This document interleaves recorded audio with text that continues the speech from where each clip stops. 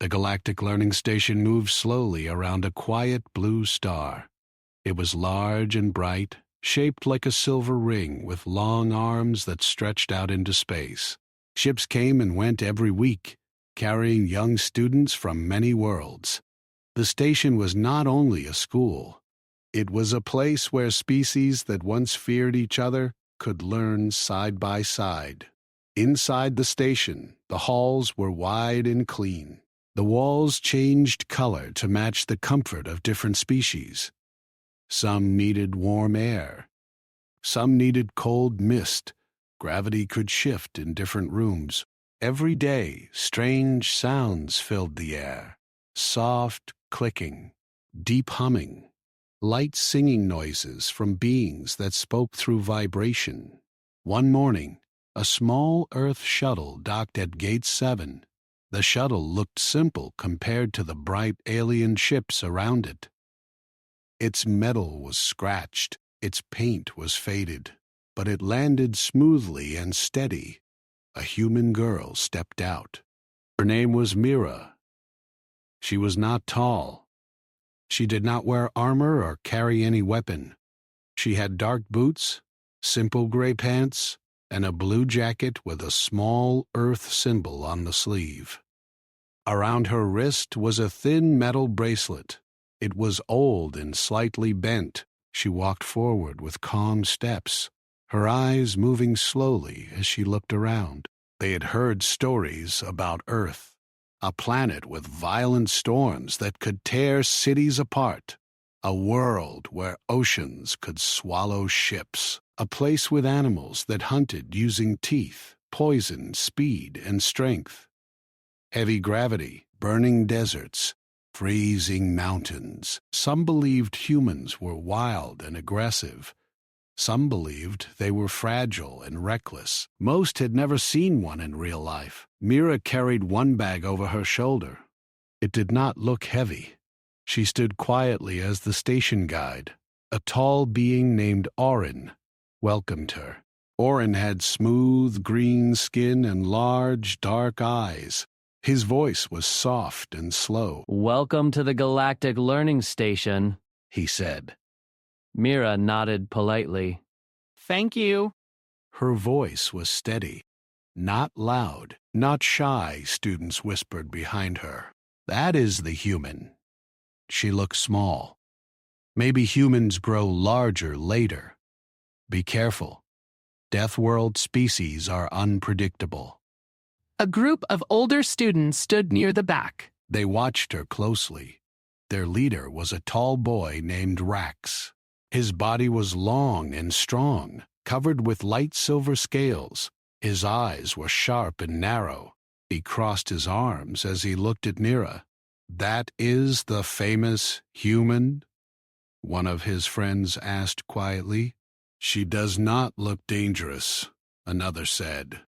"Tapping her appearances do not matter," he finally said. "We will see what she is really like." Mira followed Orin through the station halls. The floor felt lighter than Earth gravity. She noticed it right away.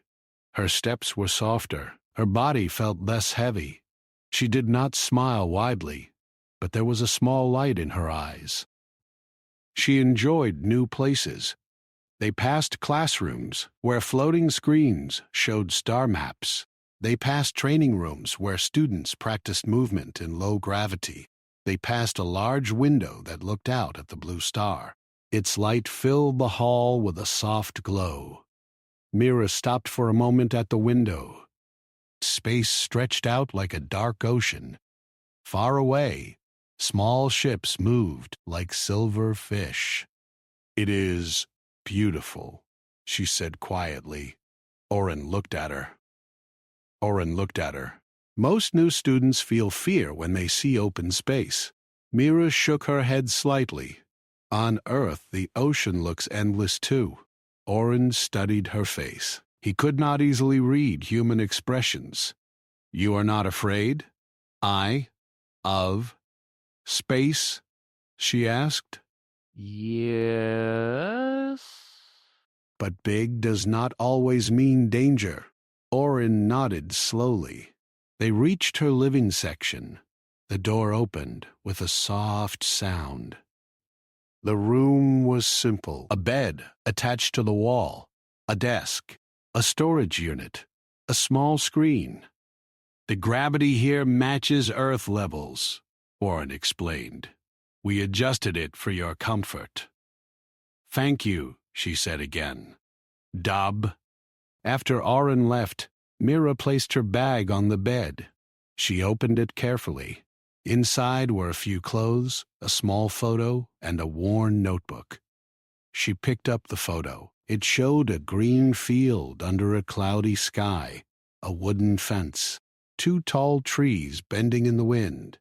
She placed the photo beside her bed. There was a soft knock at her door. When she opened it, 3 students stood outside. They were about her age. One was short and round, with soft blue skin. His name was Lumo. His large eyes blinked quickly when he was nervous. Next to him stood a tall girl named Mira. Her hair was white and thin like threads of light. Small metal pieces were attached to her temples. She liked machines more than people. Behind them stood Rax. His eyes looked down at Mira. We came to greet you, Lumo said quickly. Mira smiled slightly. Madam. Hello. Nera tilted her head. Is it true that your world has storms that destroy cities?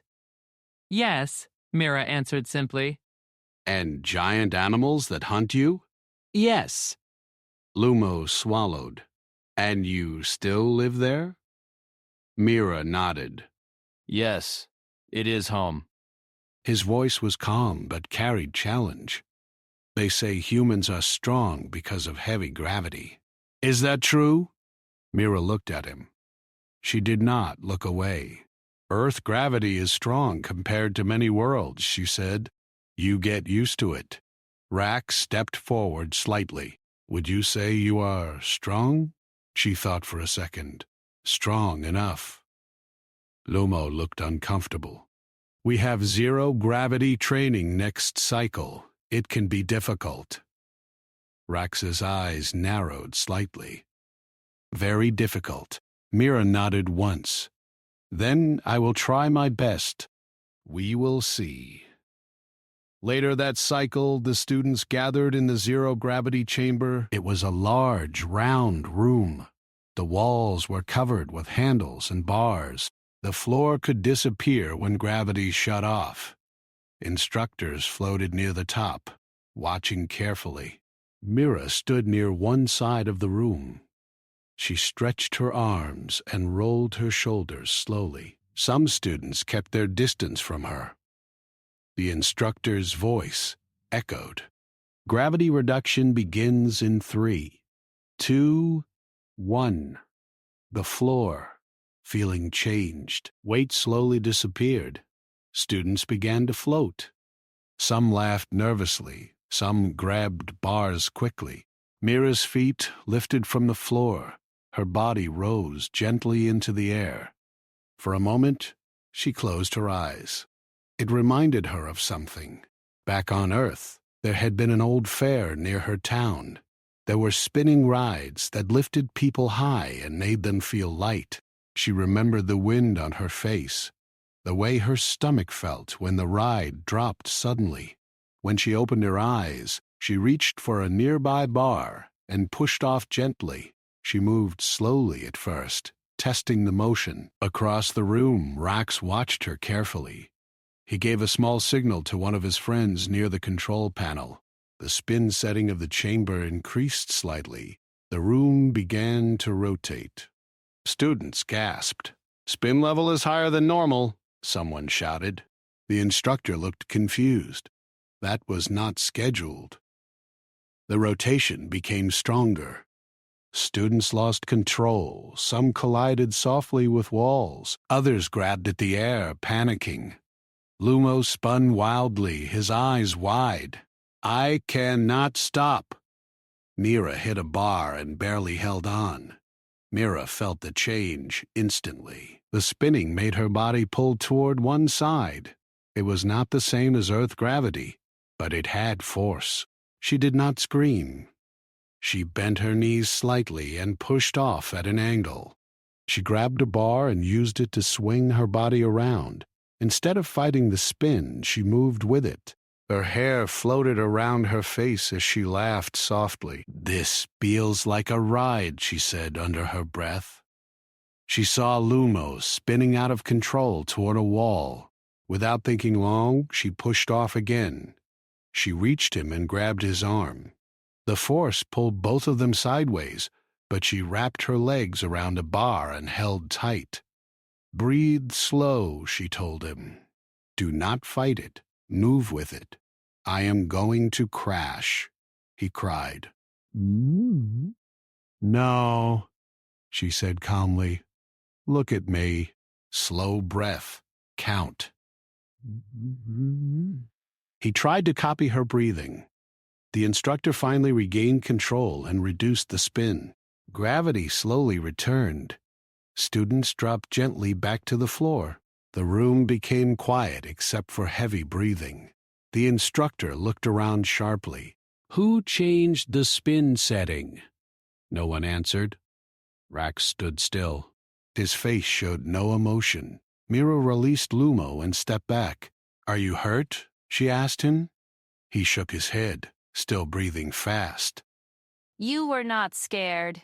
She shrugged lightly. It was fun. Several students stared at her in surprise. Fun. That was not the word they expected from a Deathworld human. The instructor announced that the session was over. Students slowly left the chamber, whispering. Rax stayed behind for a moment, watching Mira walk away. "She adapted too quickly," one of his friends muttered. Rax's eyes followed her.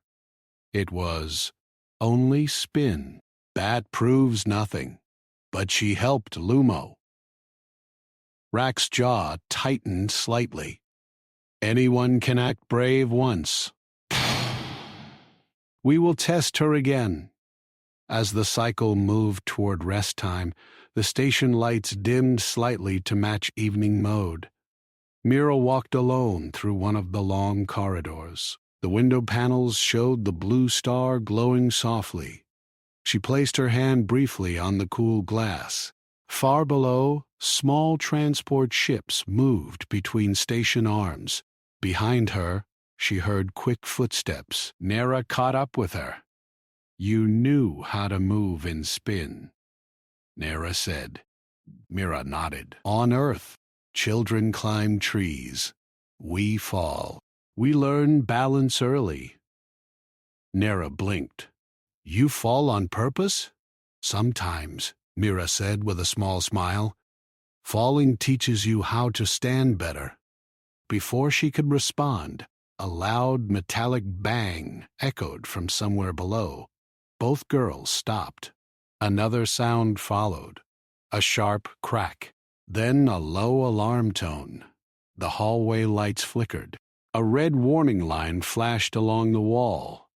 "Pressure drop detected in lower maintenance sector," the station voice announced calmly. Students nearby froze. Some looked around in confusion. A teacher's voice came through a speaker, telling everyone to stay in place. Mira did not stay in place. She looked toward the direction of the alarm. "That sector is close to the storage tunnels," Nera said quietly. Another bang echoed. This one louder. For a second, fear moved through the hallway like a cold wind. Mira tightened the strap on her jacket. "Where is the nearest access stair?" she asked. Nera pointed down the corridor. "But we are told to remain." Mira was already moving, not running wildly, not screaming, just moving fast and steady toward the danger. Behind her, warning lights continued to flash red across the walls. Far below, in the lower sector, something heavy crashed again, and the air began to hiss. Red warning lights flashed along the lower corridors of the station. A sharp alarm echoed again and again. The calm voice of the station system repeated the same message about pressure loss in the maintenance sector. Most students stayed frozen where they were. Some looked around in fear. Some called for instructors. No one wanted to move closer to danger. Mira moved toward it. Her boots struck the metal floor in steady steps. She did not run wildly. She did not shout. Her breathing stayed slow and even. Behind her, Nera followed for a short distance, then stopped at the stairwell entrance. "You should wait for security," Nera said. "Security will come," Mira answered, "but someone might need help now." She opened the emergency stair hatch and began to climb down. The air felt cooler as she went lower. The smell of metal and smoke grew stronger. Another loud crash echoed below. When she reached the lower level, she saw a long corridor filled with thin white mist. A pipe along the ceiling had broken. Cold air was rushing out in a loud hiss. At the far end of the hall, a heavy storage door had fallen sideways, blocking part of the path. 2 small students were near that door. One had 4 thin arms and pale orange skin. The other was short and covered in soft gray fur. They were trying to pull the door open, but it would not move. "Help!" the gray one cried when he saw her. The door closed when the pipe exploded. Mira walked closer and felt the wind pulling toward the broken pipe.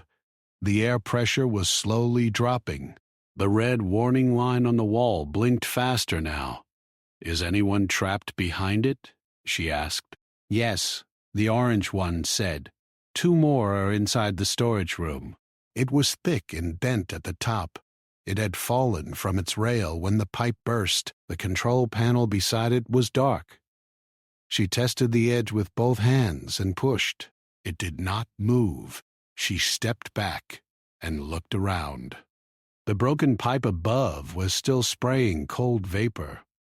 The floor was slippery with frost. On Earth, she had seen broken water pipes after winter storms. She had helped her father fix one once. The sound and the cold were not new to her. "Cover your mouths," she told the 2 students. "Breathe slow. Do not panic."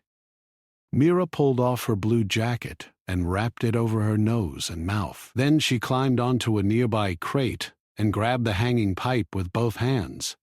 The metal burned cold against her skin. She twisted her body and kicked the pipe joint hard with her boot. The first kick did nothing. The second made the pipe shake. The third kick broke a loose clamp. The pipe shifted and the spray changed direction, hitting the far wall instead of the hallway. The air was still escaping, but the force was weaker now. She dropped back to the floor. "Good," she said quietly to herself. She moved to the fallen door again. This time she crouched and placed her fingers into the narrow gap at the bottom. "When I lift, you pull from the side," she told them. The gray student looked unsure. "It is too heavy, maybe," she said. "But we try." She counted softly. 1, 2, 2, 2. Oh, oh, oh. 3. She pulled upward with all her strength. Earth gravity was stronger than the station gravity. Her muscles were used to more weight. The door rose slightly, just enough to create a small opening. "Now," she shouted. The 2 students pulled from the side. The metal scraped loudly across the floor. Inside the storage room, 2 more students crawled toward the gap. Their eyes were wide with fear. "Slide out," Mira called. The first one squeezed through. The second got stuck halfway. The alarm tone changed. The station voice announced that pressure levels were reaching critical range. Mira tightened her grip. Her arms trembled. "Push from inside," she shouted. The trapped student kicked backward. Mira pulled harder. With a sharp tearing sound, the door lifted just enough. The student slipped free and fell onto the hallway floor. Mira let the door drop. The loud crash echoed again. "Move to the stairs," she ordered. "Stay low and breathe slow." As they ran toward safety, Mira felt the cold air pulling stronger toward the broken pipe. The mist grew thicker. She looked around once more to be sure no one else was there. That was when she heard a faint cry from the far storage corner. She turned. Behind the stack of containers, another small figure was curled on the ground. Without thinking long, she moved toward it. The floor was slippery. She nearly fell, but caught herself on the wall. She reached the small figure. It was Lumo. His large eyes blinked weakly. "I came to check the noise," he said in a thin voice. "Then the pipe burst. Can you stand?" she asked. He tried, but shook his head. The air felt thinner now. Mira remembered a lesson from Earth School about mountain climbing. When air gets thin, slow breaths matter most. She knelt beside him. "Listen to me," she said calmly. "Inhale slow. Count to 5. Exhale slow. Follow my voice." She showed him the rhythm with her own breathing. He copied her. "Good," she whispered. Again. After a few breaths, his shaking slowed. She lifted him carefully onto her back. He was not heavy under station gravity. Carrying him, she walked toward the stairwell. Her legs felt steady. Behind her, sparks flashed from a wall panel as the pressure warning reached its highest level. She climbed the stairs one step at a time. Halfway up, security officers rushed down in protective suits. They stopped when they saw her. "Give him to us," one officer said. She passed Lumo carefully into their arms. "Others are safe," she told them. "Pipe's still leaking below." The officers nodded and continued downward. When she reached the upper corridor, instructors and students crowded around. The 4 rescued students were sitting against the wall, wrapped in emergency blankets. Nera stood nearby, her pale face tense. When she saw Mira, her shoulders dropped in relief. "You went back," Nera said quietly. "He was there," Mira answered simply. An instructor with long silver hair stepped forward. "You disobeyed safety protocol," the instructor said. Mira nodded once. Yes. You could have been lost with them? Yes. The instructor studied her face carefully. Why did you go? "Because they were there?" The instructor did not respond for several seconds. Finally, he said, "Medical check. Now." In the medical bay, bright white lights shone overhead. Small scanning devices moved over Mira's arms. Thin red lines showed where cold metal had cut her skin. Her hands were slightly swollen. "Minor damage," the medic said. "You will recover quickly." Lumo sat on a nearby bed, wrapped in a warming sheet. He watched her with wide eyes. "You did not panic," he said. "I felt fear," she answered. You did? She nodded. Fear is normal. Fear is normal. Panic is the problem. The other students listened closely. "On Earth," she continued, "storms come fast." Trees fall. Power lines break. We learn early that screaming does not fix anything. You breathe. You move. You help. Even children? Asked the gray student. Especially children, she said. Silence filled the room. Across the hallway, Rack stood partly hidden behind a corner wall. He had watched the entire event from a distance. He had not expected the pipe to burst so badly. He had only planned to adjust a minor system setting earlier to create confusion. He wanted to see if the human would freeze. Instead, she had acted faster than anyone. Students were now looking at her with respect. That feeling burned inside him. He stepped back into the shadow and activated his risk communicator. A faint holographic signal appeared. "You said the station security was weak." A rough voice came through the device. "It is," Rax whispered. "Today proved it. A small system change caused chaos." We require full access before we move, the voice replied. Rax Hesitated only a second. I can provide entry codes to the outer cargo ring, he said quietly. Good, the voice answered. We will approach during sleep cycle. Rax lowered his arms slowly. He told himself it was only to test the human further, only to show everyone that humans were not special. But deep inside, he felt something else. Uncertainty. Back in the medical bay, Mira flexed her bandaged fingers. You should rest, the medic told her. She nodded. As she stepped into the corridor again, she noticed students whispering less with fear and more with curiosity. Some gave small nods of respect. She did not smile proudly. She simply walked back toward her room. Through the large window panels, the blue star glowed peacefully. Far beyond the station, hidden behind a dark moon, a ship powered its engines quietly. Its hull was black and sharp. It moved without lights. And it was coming closer. The station entered sleep cycle under soft blue lights. The long corridors grew quiet. Classroom screens dimmed. Most students returned to their rooms, still talking in low voices about the accident in the maintenance sector. Mira sat on her bed and looked at the photo beside her pillow. The green field under a cloudy sky felt very far away now. She flexed her bandaged fingers slowly. They still hurt, but the pain was small. Outside her door, the hallway lights flickered once. She noticed. The station rarely had random flickers. A second later, the soft hum of the ventilation system changed tone. It was lower, uneven. Mira stood up.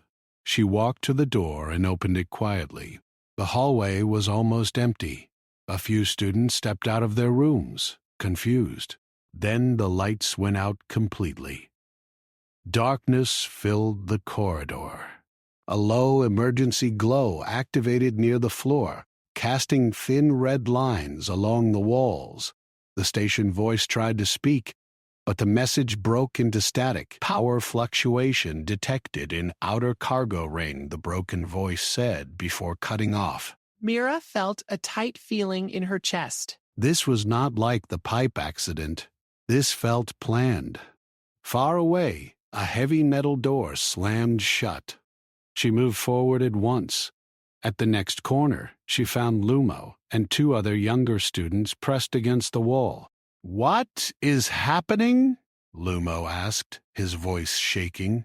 I do not know yet, Mira said calmly, but we move to a safer place. Stay close. Another loud crash echoed through the station. The sound was deeper this time, like something heavy had landed. The floor trembled slightly. From the large window at the end of the hall, she saw something that made her eyes narrow. A dark ship was attached to the cargo ring. It had no bright markings. No station lights welcomed it. Its surface looked rough and sharp. That ship was not there before, she said quietly. The younger students followed her gaze and gasped. Suddenly, the emergency lights in the corridor blinked again. At the far end, a tall shape stepped into view. It wore dark armor that covered its body from head to feet. A narrow visor glowed faint red. In its hand was a long energy device. The shape walked slowly, its boots heavy against the metal floor. Mira raised her hand slightly to silence him. We go this way, she whispered. She guided them toward a side passage that led to maintenance tunnels. She had studied the station map during her first day. She liked knowing exits and hidden paths. Behind them, the armored figure turned its head slightly, scanning the hallway. A sharp beam of red light shot from its device and struck a door across the corridor. The metal glowed and melted. The younger students nearly panicked. Slow breath, Mira said firmly. Remember, slow breath. They followed her into the narrow maintenance tunnel. The air inside was warm and dusty. Small pipes ran along the walls. Mira closed the hatch gently behind them. The tunnel was tight. Lumo crawled behind her. The others followed close. "Where are we going?" One whispered. "Toward Central Junction," she answered. "There are more exits there." As they crawled, the station shook again. Distant sounds of boots and metal echoed through the structure. Mira's mind moved quickly. Whoever arrived was not here to scare. They had weapons. They had cut power. This was an attack. At a junction point, she stopped and listened. Through a thin wall panel, she heard voices. The language was rough and fast. She did not understand the words, but the tone was clear, confident, in control. She peeked through a small vent opening.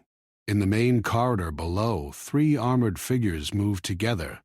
One of them dragged a storage container aside. Another placed a device against a wall panel. Sparks flew as the device cut through security locks. These were not random criminals. They knew what they were doing.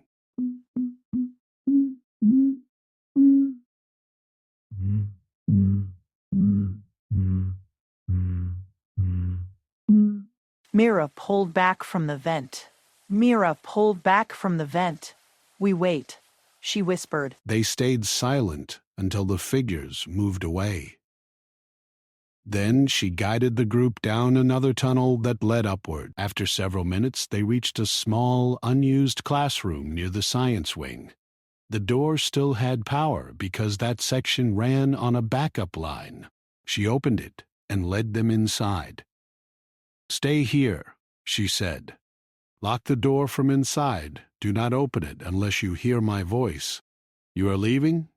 Lumo asked. She nodded once. "I need to see what they want." She gave a small, steady look. "So is doing nothing."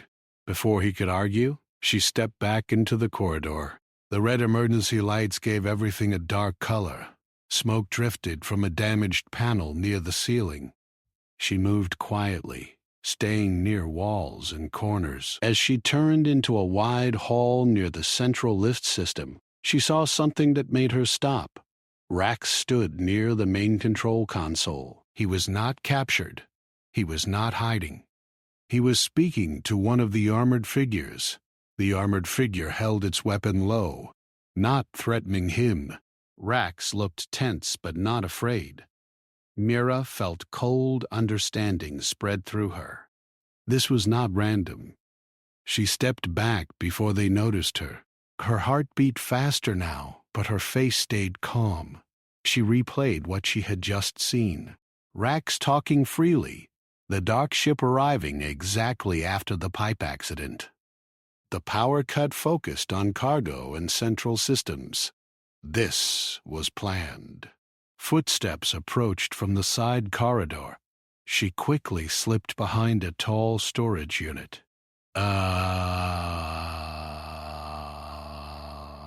One armored intruder walked past her hiding place. The heavy boots moved slowly, scanning left and right. The red visor turned in her direction. For a second, she thought she had been seen. The intruder raised its weapon and fired at a wall panel near her head. The blast was loud and bright. Heat rushed across her cheek. She did not scream. Instead, she grabbed a loose metal tool from the storage unit shelf and threw it hard at a pipe above the intruder. The tool struck the pipe with a sharp clang. Steam burst downward in a thick white cloud. The intruder stepped back, surprised, visor turning toward the sudden spray. Mira ran. She did not run in a straight line. She zigzagged between support beams, just like she had done during storm drills on Earth when falling branches could strike from above. Another red beam shot past her shoulder and hit the floor. She reached the corner and slid into a side stairwell. Her breathing was faster now, but still controlled. She climbed upward toward the central command level. Above her, Alarm systems tried to restart. A broken announcement echoed through the hall. Reactor core access unauthorized. Security breach. Reactor. Her mind sharpened. If they reached the core, they could control the entire station. Or destroy it. At the top of the stairs, she found Nira crouched behind a console. You saw them too, Nira whispered. Mira nodded. They are moving toward the reactor hall, Mira said. Security is blocked from the cargo side. How many intruders? At least 8, maybe more. Mira looked toward the long corridor that led to the reactor doors. Heavy footsteps echoed there. We cannot let them reach it, Nira said quietly. Mira's eyes focused. On Earth, she said softly. Children play games where one team protects a base and the other tries to capture it. Nira blinked. This is not a game. No, Mira agreed. But the idea is the same. We slow them down. We confuse them. We do not fight their strength. We use movement. Another explosion shook the station. A door near the reactor corridor fell inward. Through the smoke, 3 armored figures advanced. Mira stepped forward slightly, putting herself between them and the side hall where younger students hid. One of the intruders noticed her. The red visor locked onto her small shape. The figure laughed, a low, mechanical sound through its helmet speaker. It raised its weapon and fired a warning shot at the wall beside her head. The blast scorched the metal. Sparks rained down. Mira did not move. She stood straight under the red light. Her hands were empty. Her eyes were steady. The intruder took 1 step closer. Behind her, Nera whispered, "Run." Mira did not run. Not yet. Gabby watched the pans. She waited. The intruder lifted its weapon again, aiming directly at her chest, and in that moment she noticed something small but important. The gravity stabilizers in this section were still active, and she had an idea. The armored intruder aimed the weapon at Mira's chest. Red light from the visor reflected in her steady eyes. Smoke drifted across the corridor. The reactor hall doors stood open behind the intruders, heavy and wide like the mouth of a giant machine. Mira did not move. She remembered the gravity stabilizers. This section of the station still had power. On Earth, gravity was strong every second of every day. Muscles grew under that weight. Bones hardened under that pull. She had grown up, running, climbing, falling, standing again. The intruder took another step forward. "Small creature," a rough voice said through the helmet speaker. "Move aside." Mira tilted her head slightly. Instead of answering, she shifted her weight slowly to her left foot. Behind a damaged wall panel, she saw the manual gravity control lever. It was meant for emergency repair work. It could increase or decrease gravity in short bursts. She needed only a few seconds. The intruder fired. The red beam shot forward. Mira dropped low at the exact moment the blast crossed the space where her chest had been. The beam burned into the wall behind her. She rolled across the floor and reached the open panel. Her hand grabbed the lever. She pulled it all the way down.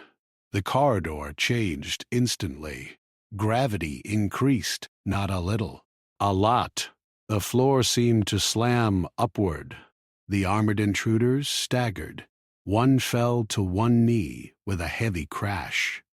Another tried to lift the weapon again, but its arm shook under the sudden weight. Mira felt the pressure too. Her body felt heavy, like carrying a full backpack uphill. But this weight was closer to what she had known on Earth. She pushed herself up slowly. The intruder in front of her tried to stand fully. Its boots scraped loudly against the floor. "What have you done?" the rough voice growled. Mira did not answer. She rushed forward while the gravity pressed them down. She did not try to match their strength. She aimed low. She kicked the back of the nearest intruder's knee. Under heavy gravity, balance was harder. The armored figure crashed flat onto the floor. Another intruder tried to grab her. She ducked under the reaching arm and slammed her shoulder into its side. The weight pulled it off balance. It fell against the wall with a loud metallic thud. The gravity burst could not last long. Warning lights blinked on the control panel. 5 seconds. 4. 3. Mira jumped backward and released the lever. Gravity returned to normal station level. The sudden change made the intruders stumble again. That was enough. "Now!" she shouted toward the side hall. Nera and 2 older students rushed forward. Nera carried a portable control pad.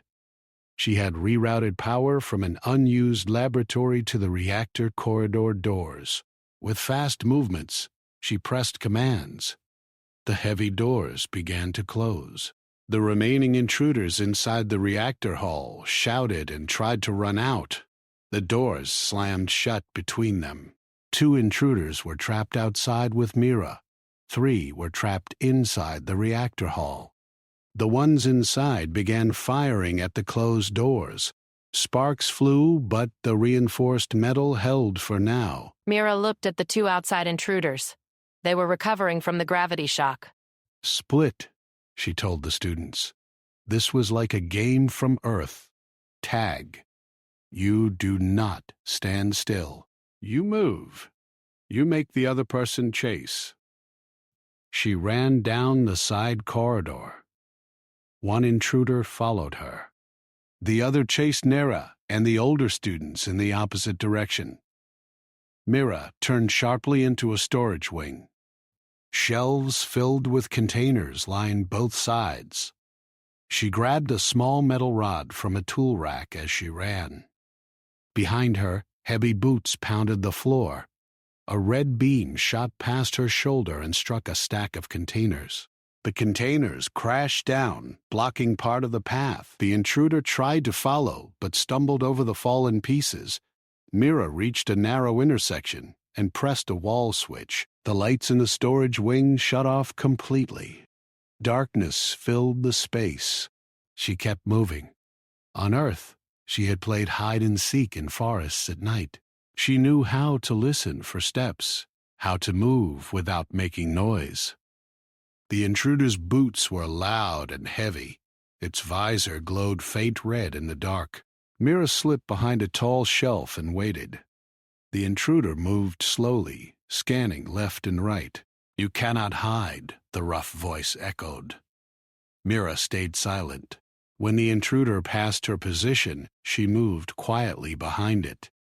She swung the metal rod at the back of its knee joint. The hit was not powerful enough to break armor, but it was enough to disturb balance. The intruder turned quickly and fired. The beam struck the ceiling. Metal rained down. Mira ducked and rolled under a low shelf. The intruder tried to aim again. She grabbed a hanging cable from the wall and pulled it free. As the intruder stepped forward, she wrapped the cable around its ankle and pulled hard. The armored figure fell forward with a loud crash. Before it could rise, she jumped onto its back and pressed the emergency release button on its weapon. The weapon powered down with a sharp click. She kicked it away. Security sirens grew louder in the distance. Meanwhile, in the opposite corridor, Nera and the older students used Mira's idea. They did not try to fight directly. They opened and closed side doors, forcing the second intruder to change direction again and again. They activated cleaning foam dispensers in the hallway. The floor became slippery. The intruder slipped and hit the wall. Tor, one of the stronger students, pushed a heavy cart directly into its legs. Under normal gravity, it might have stayed standing. but the earlier gravity burst had drained its energy. It fell. Security officers finally reached that section. They surrounded the fallen intruder and secured it with magnetic restraints. Back in the storage wing, Mira stepped away from the intruder she had disarmed. She kept distance. She did not feel proud. She felt focused. Footsteps approached. Security officers entered and quickly restrained the armored figure. Reactor hall still sealed. A voice reported over the station speakers. Mira looked toward the main corridor. The 3 intruders trapped inside the reactor hall were still trying to cut through the door. Smoke leaked from the edges. If they broke through, the core systems would be exposed. Mira ran back toward the reactor entrance. Nera joined her. "Door integrity at 60%, Nera said, reading from her pad. "Can you increase gravity inside the reactor hall only?" Mira asked. Nera's eyes widened. That could stress the core systems. "For 5 seconds, Mira said. "No more." Nera hesitated only a moment. "I will try." Inside the sealed reactor hall, the 3 intruders continued firing at the door. Then suddenly, gravity inside that chamber increased sharply. Through the small window panel, Mira saw them stagger violently. One dropped its weapon. Another collapsed onto one knee. Under heavy gravity, their armor became a burden. Before they could recover, security officers on the upper maintenance bridge dropped stun nets through an emergency sealing hatch. The weighted nets fell over the intruders. Under high gravity, they could not stand. The gravity returned to normal. The reactor hall fell silent, except for the hum of stabilizing systems. Security teams moved in and secured the last intruders.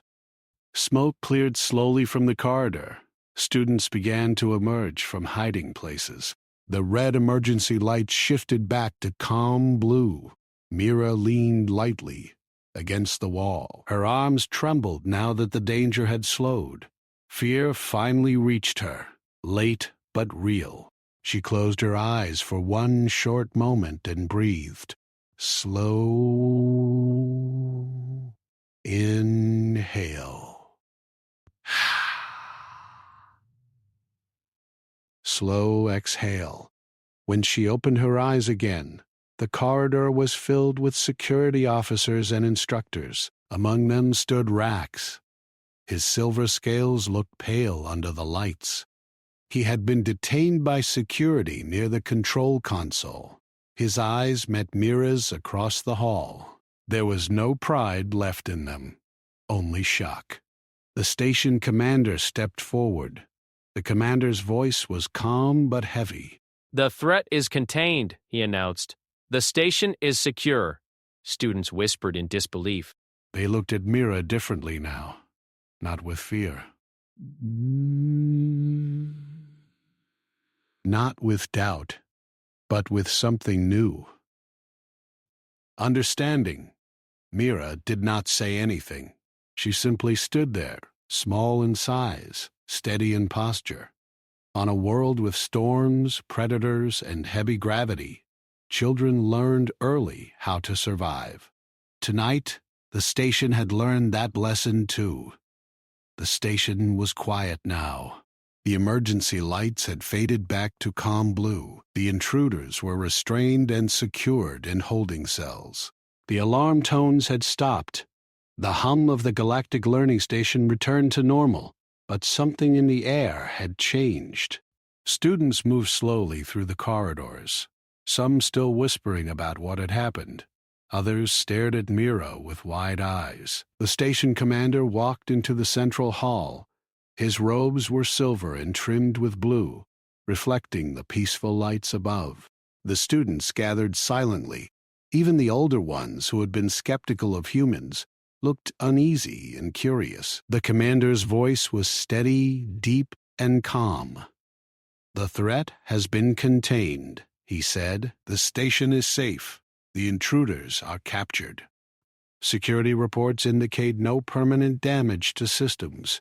All personnel are accounted for.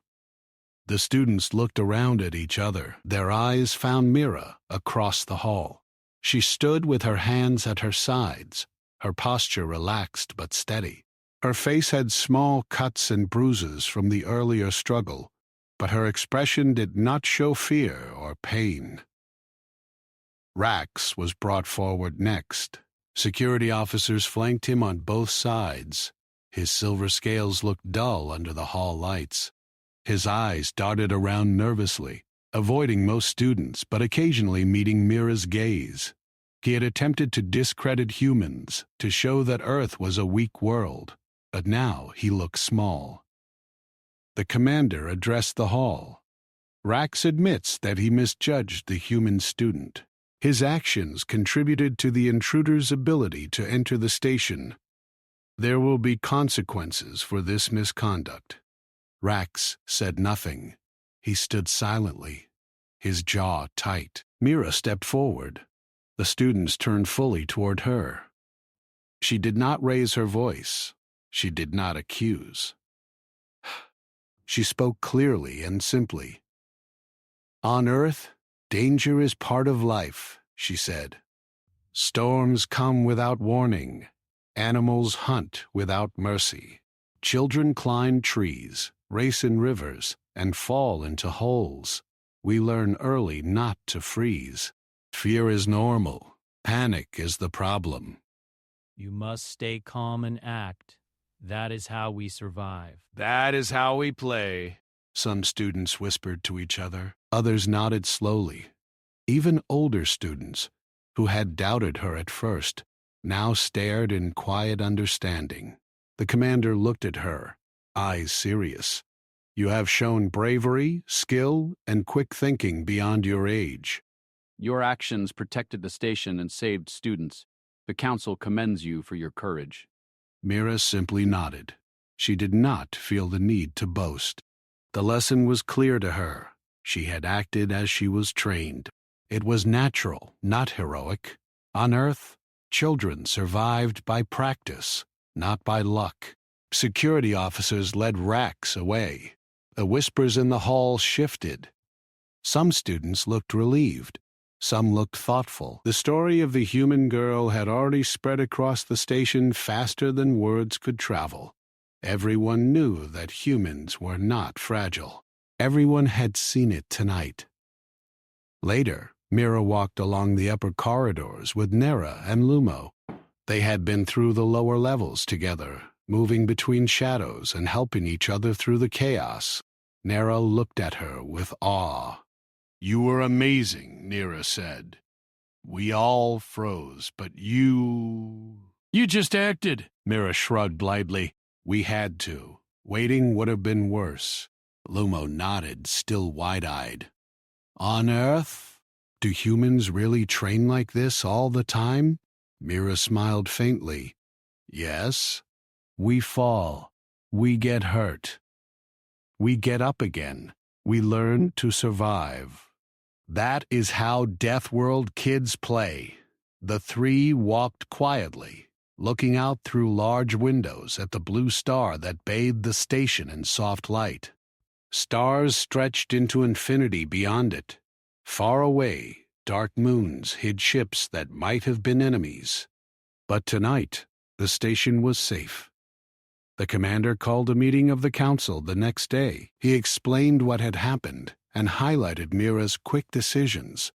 He emphasized the human perspective of danger. Other council members, from species that had long distrusted humans, nodded in silent acknowledgement. They realized that Earth's children were trained in survival in ways none of them could have imagined. After the council meeting, new orders spread quickly through the student body. Safety protocols were updated. Gravity control sections were reviewed. Access points were secured. But the most lasting change was the way students saw humans. Respect replaced doubt. Curiosity replaced fear. Mira returned to her room afterward. She sat on her bed and looked at the photo of the green field. Earth was far away, but the memories of running, falling, and climbing gave her strength. She had faced danger here, and the lessons of her world had worked. They had saved lives. A small communication alert appeared on her pad. It was from the station's observation team. A signal had been detected far in deep space. The origin was unknown. Possibly hostile. They wanted volunteers to study it. Mira did not hesitate. She looked toward the window again. The stars stretched endlessly. She could feel the same excitement she had felt when climbing mountains on Earth, when exploring rivers, when testing her limits. Without a word, she tapped the volunteer confirmation. She would go. The council officers smiled faintly. They knew she would be brave. They had seen it. They had learned from it. Students passing by her corridor peeked at her room. Whispers followed her name. But they were not whispers of fear.